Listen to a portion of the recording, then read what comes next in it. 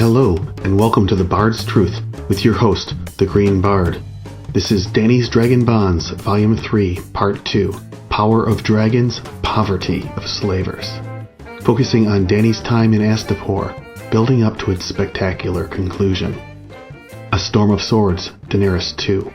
The dragons only have a couple mentions and interactions in this chapter. Their safety is front and center, and her moniker, Mother of Dragons, is continued to be contrasted from the idea of slavery, perhaps foreshadowing her being mother to the slaves as well. First, though, we learn a bit of potential information about King's Blood. The Harpy has a woman's head and torso, a scorpion's tail, an eagle's talons, but the wings of a dragon. I do wonder if this amalgam points to the heritage of the great Empire of the Dawn in the Giscari genes. The woman's head may also symbolize females having special genetic powers. In the center of the Plaza of Pride stood a red brick fountain whose waters smelled of brimstone, and in the center of the fountain a monstrous harpy made of hammered bronze. 20 feet tall she reared. She had a woman's face, with gilded hair, ivory eyes, and pointed ivory teeth. Water gushed yellow from her heavy breasts, but in place of arms she had the wings of a bat or a dragon.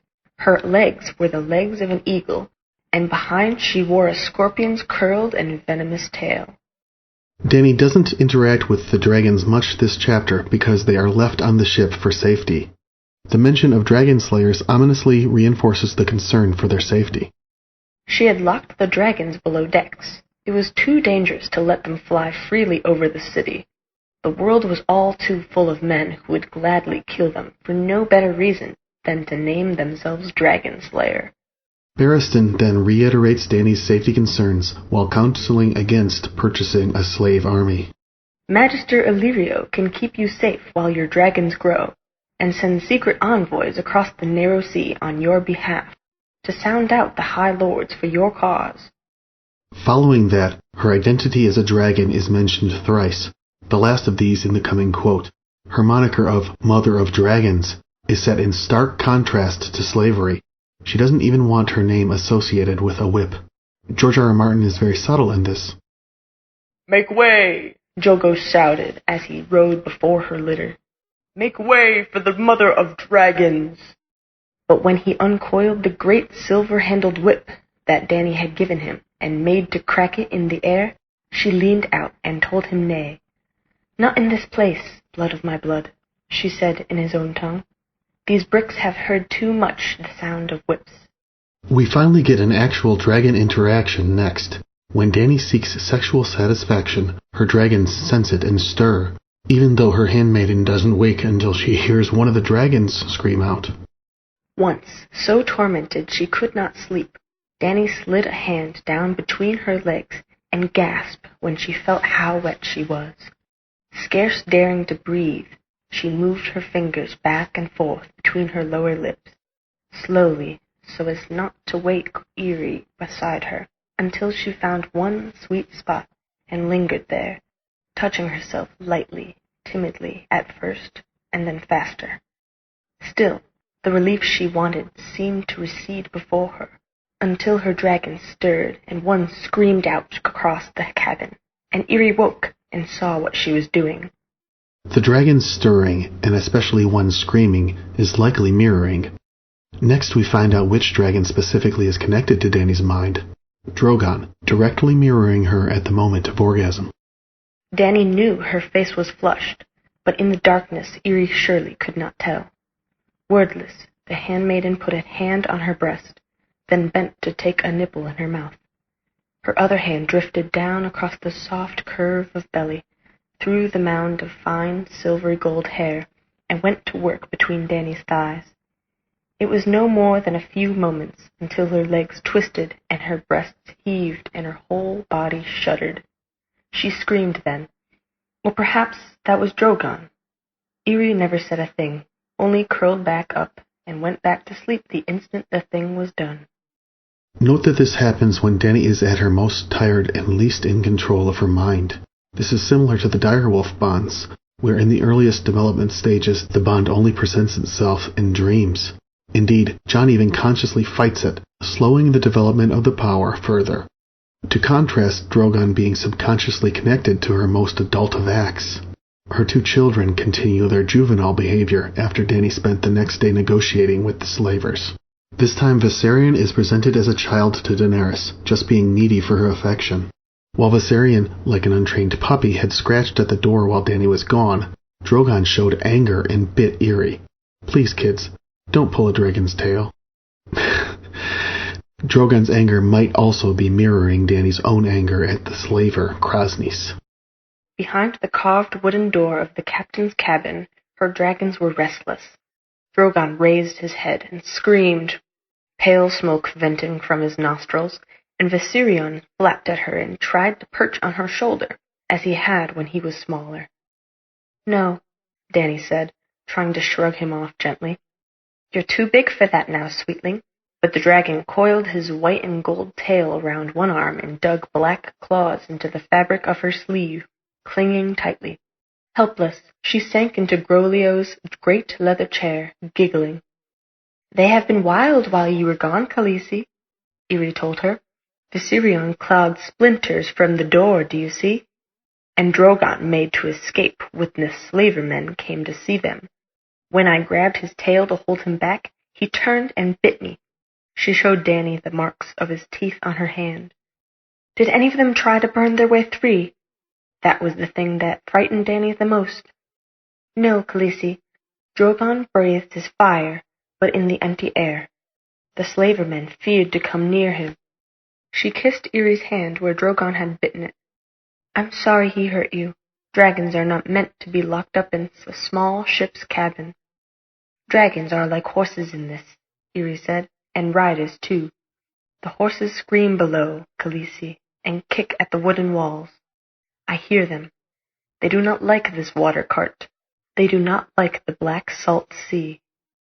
Note the continued contrast between dragons and slavery. This reinforces our Dragonbond theme of independence. Nobody ever is in true control of a dragon. If a dragon obeys, it is of its own free will, not by subjugation. The final scenes of House of the Dragon on HBO illustrate this concept well enough. Here, though, the author is using the contrast to set up Dany's farcical selling of a dragon to the slavers of Astapor in her next POV chapter. Martin is foreshadowing the line, "A dragon is no slave," from the end of that chapter. That passage also has a subtle support for my idea that the dragon bond is similar to the direwolf bond if you extend the warging of wolves to the skin-changing of other beasts. Eerie compares dragons and horses, and this reminds me of Dany's bond to her silver mare. It also reminds me of Lyanna Stark and her special riding abilities, shared it seems with her elder brother, Brandon. There are 4 more mentions of dragons in the chapter, but no interactions, so we won't cover them in detail. It mainly focuses on Dany's identity as a dragon and her resignation that she needs to use violence to take back the 7 kingdoms. Her dragon's wrath is now turned toward the slavers and the violence of their training of the Unsullied. A Storm of Swords, Daenerys 3. Clearly, her plan to attack the slavers was formulated during her time in Astapor. But as we've covered, the foreshadowing of it, of a dragon not being a slave, came in Qarth during A Clash of Kings. That sets up this whole chapter. The concept of dragons comes up a few times in Dany's final negotiations with the slavers. First, symbolically, with the mention of her 3-headed dragon crown. Dany then stuns the room with her offer of a dragon. Give me all, she said, and you may have a dragon. Some use this scene as evidence for Dany being a disingenuous cheater in this transaction. Our study of the foreshadowing has given evidence that she clearly does not see a dragon as property, even as she also dislikes slavery as far back as her first POV chapter in A Game of Thrones. It's true that she never intended to leave Drogon behind, and even intended to attack the slavers. However, since the people she was negotiating with do consider people and dragons to be property, I consider her actions to be just. Her opponents were the thieves and murderers. And of course, Drogon was the first slave to revolt in the later scene. Moving on, Barristan's objection, saying to win the throne with dragons, not slaves, probably made Dany's decision seem more real to the slavers, helping her to sell the bargain. Whitebird stared in shocked disbelief. His hand trembled where it grasped the staff. No. He went to one knee before her. "Your Grace, I beg you, win your throne with dragons, not slaves. You must not do this thing." Like Sir Barristan, the author keeps us readers in the dark as to Dany's plans, even as we return for a final time to her thoughts on the value of dragons. She ponders how and why the slavers value the dragons. Note how the freehold was mentioned in the passage below. I wonder if this is our author's way of subtly including the concept of freedom into this partial view of Dany's thoughts. Of course, it's a contrast also between Dany's thoughts and her ancestors, who were also slavers. There were only 3 living dragons in all the great wide world, and the Githkari lust for dragons. How could they not? 5 times had old Gith contended with Valyria when the world was young, and 5 times gone down to bleak defeat. For the freehold had dragons, and the empire had none. In the next passage, the slavers press their choice to purchase Drogon, clearly the choice she expected. He is also likely her choice, because her connection to Drogon is strong. Even though that connection is not top of mind, she must feel it. And besides, she knows that he proved himself in Drogon's victory in A Clash of Kings. The oldest Kraznys stirred in his seat, and his pearls clacked together softly. "A dragon of our choice," he said in a thin, hard voice. "The black one is largest and healthiest. His name is Drogon," she nodded.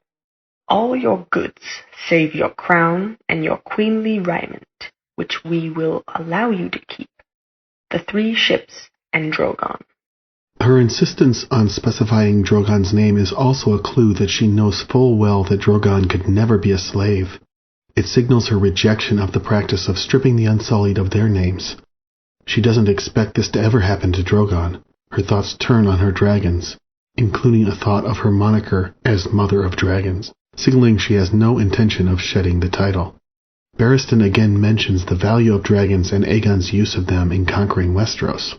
"Yet even queens can err. The Astapor have cheated you, your grace. A dragon is worth more than any army. Aegon proved that 300 years ago upon the Field of Fire." She retorts that she has a few things to prove herself, but the author leaves us unsure of when she plans to clue him in onto her plan. Later, she returns and feeds her dragons. The author might oversell his obscuring of Dany's true intentions here, as her crying doesn't seem to fit unless it's due to nervousness and fatigue of all the deception. Perhaps she's worried that Drogon won't understand?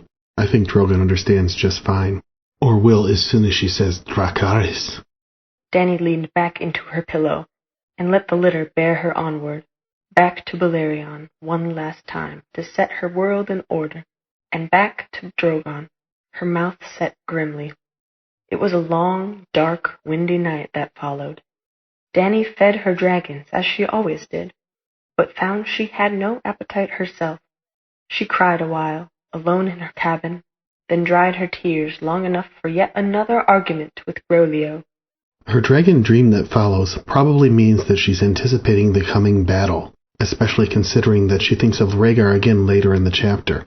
It probably also confirms my point that Drogon understands what's coming too, as Drogon is the dragon that shows up in her dragon dreams in A Game of Thrones, and is also her future mount.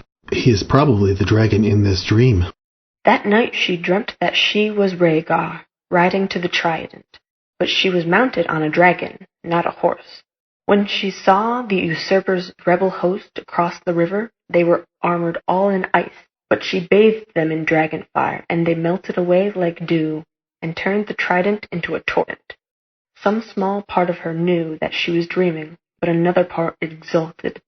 This is how it was meant to be. The other was a nightmare, and I have only now awakened.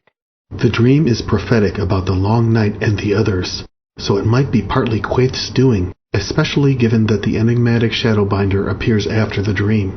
However, even if the dream is Quaith's doing, I think that Drogon probably experienced the dream with Dany through the bond, just as the weirwood net was part of Jon's first wolf dream with Ghost. Quaith's mention of dragons sleeping suggests to me that Drogon could be dreaming along with Dany. "They sleep," a woman said. "They all sleep." The voice was very close. "Even dragons must sleep." The dragons are a spectacle as they approach the plaza where the exchange will occur. We see another example of the themes from the Direwolf series here. Both Viserion and Rhaegal sense danger and act out because of it. Drogon, by contrast, seems calm, but prone. I'll repeat that I think Drogon is aware of what's coming. He may be mirroring Dany's calm. Her 3 dragons chained to the platform. Irri and Jiki rode with them to try and keep them calm. Yet Viserion's tail lashed back and forth, and smoke rose angry from his nostrils. Rhaegal could sense something wrong as well. Thrice he tried to take wing, only to be pulled down by the heavy chain in Jiki's hand. Drogon coiled into a ball, wings and tail tucked tight. Only his eyes remained to tell that he was not asleep. As she approaches the battle, Dany again thinks of the trident, Rhaegar, and the dragon banner of House Targaryen. I think this is a continuation of the theme of her using the concept of being a dragon for courage. It was entwined with her dreams of Drogon back in A Game of Thrones, and I think it continues to be a reflection of her bond to Drogon, giving Dany strength in this scene. This courage turns to confidence as she sees the slavers. She deduces from the scene that they fear the dragons. 6 mounted lancers rode along the edges of the plaza, keeping back the crowds who had come to watch. The sun flashed blinding bright off the polished copper discs sewn to their cloaks, but she could not help but notice how nervous their horses seemed. They fear the dragons, and well they might. At the actual exchange, Drogon's majesty does not fail to entice and distract the slavers. We also see his ferocity. And here he waits. Ser Jorah and Belwas walked beside her to the litter, where Drogon and his brothers lay basking in the sun. Jiki unfastened one end of the chain and handed it down to her. When she gave a yank, the black dragon raised his head, hissing in unfolding wings of night and scarlet. Kraznys Naklos smiled broadly as their shadow fell across him. Dany handed the slaver the end of Drogon's chain. In return, he presented her with the whip. The handle was black dragon bone, elaborately carved and inlaid with gold. For courage, Rhaegar comes to her mind a 3rd time as the battle is primed to unfold. As she thinks this, the slaver tries to get Drogon to move. I imagine the dragon is still prone and ready to attack. It is done, he agreed, giving the chain a sharp pull to bring Drogon down from the litter. Dany mounted her silver. She could feel her heart thumping in her chest. She felt desperately afraid. Was this what my brother would have done? She wondered if Prince Rhaegar had been this anxious when he saw the usurper's host formed up across the trident with all their banners floating on the wind. Dany uses her dragon identity again to address the Unsullied. Clearly she's making a statement here. She is the dragon, perhaps even more than she knows. Drogon is ready to work in concert with her on this, their second victory. Could it be that their consciousnesses temporarily start to blend? She stood in her stirrups and raised the Harpy's fingers above her head for all the Unsullied to see.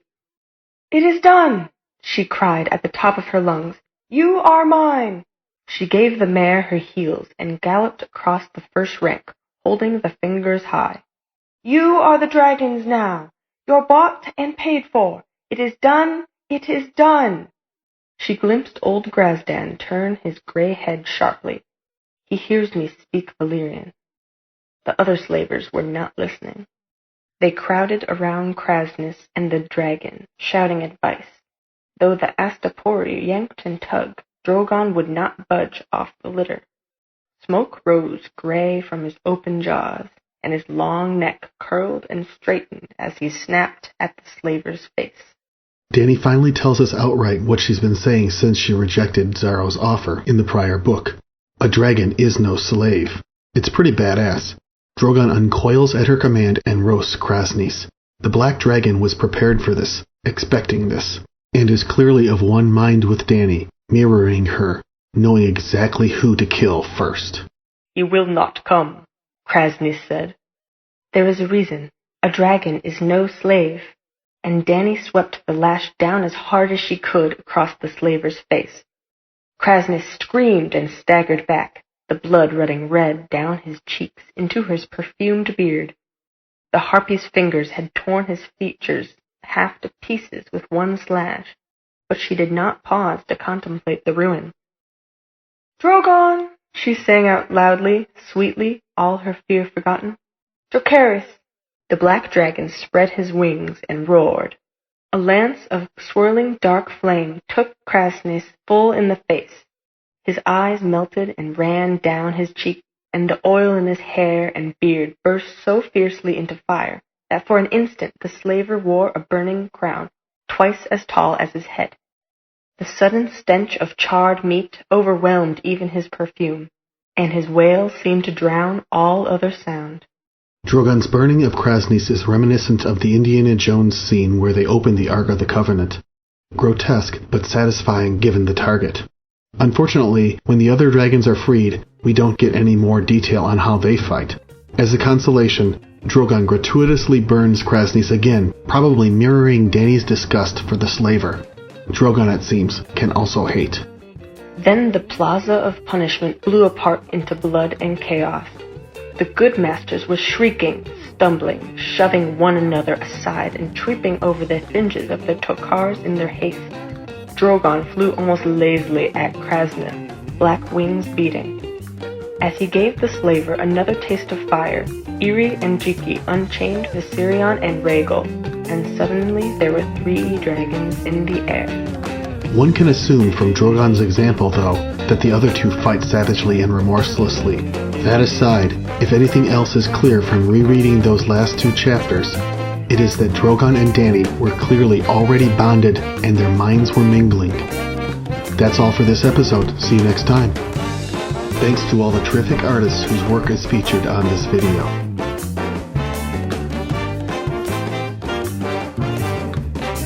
Thanks especially to those in my family who helped in this series so far.